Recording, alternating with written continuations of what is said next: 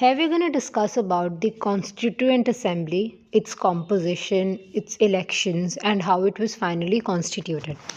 So अगर हम Constituent Assembly की बात करें जिसने हमारा Constitution बनाया है from the scratch, उसकी Constitution start हुई थी नवंबर 1946 में with a Cabinet Mission Plan. Cabinet Mission Plan एक British plan था जिसने डिज़ाइन किया कि how the elections would take place so that members to the Constituent Assembly would be elected, who are then going to make the constitution.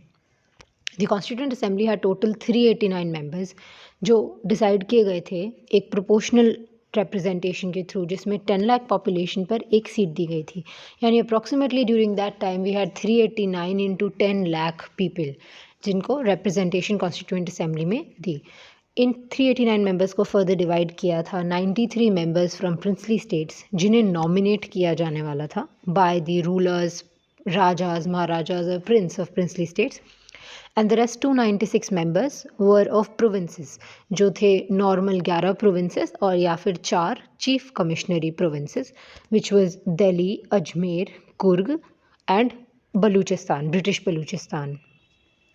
Fine. अब इन 296 seats पर कैसे election हुआ, which was elected like literal elected by proportional representation system through provincial legislative council. अभी provincial legislative council वही councils थी जो Indian council act 1861 से बनी, इंट्रोड्यूस हुई और गवर्नमेंट ऑफ इंडिया एक्ट 1935 से एक्सपैंड हुई. इनमें भी जो वोटर्स थे वो काफ़ी लिमिटेड वोटर बेस था जिसमें टैक्स, प्रॉपर्टी या एजुकेशन के बेसिस पर ये स्टैंडर्ड्स थे जिन पर वोटर डिसाइड हुए. यानी कि यहाँ पर यूनिवर्सल अडल्ट फ्रेंचाइज नहीं दिया था, काफ़ी लिमिटेड वोटिंग बेस था जिन्होंने भी वोट कर इन 296 सीट्स पर मेंबर्स को इलेक्ट किया. अब हम अगर रिज़ल्ट की बात करें, so this was the result जो आया था जुलाई अगस्त 1946 इलेक्शंस के बाद, जिसमें 208 seats were with Congress, 73 seats for Muslim league and 15 people हुआ इंडिपेंडेंट मेंबर्स जो कि 296 सीट्स बनाती हैं. लेकिन यहाँ पर जो 93 सीट्स प्रिंसली स्टेट्स को दी गई थी उन पर एक्चुअली उन्होंने कोई कार्यवाही नहीं की और वो फिल नहीं की गई.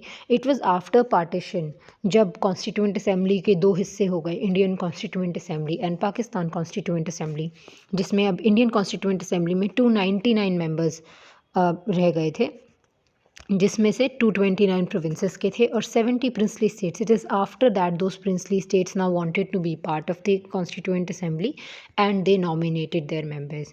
सो अगर हम पूरे टॉपिक की बात करें तो कॉन्स्टिट्यूएंट असेंबली का आइडिया था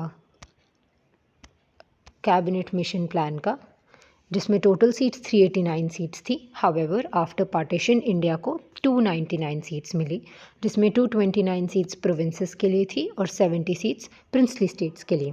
प्रिंसली स्टेट्स की सीट्स पर मेंबर्स नॉमिनेट किए गए थे और प्रोविंसेस की सीट्स पर इलेक्शन हुआ था through provincial legislative councils, proportional representation and single transferable vote method से.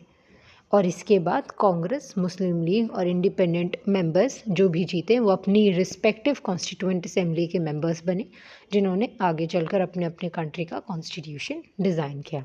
सो this will be it about the constituent assembly. However if you need to know about the entire chapter और all the details, kindly check the entire chapter video in the channel. Thank you.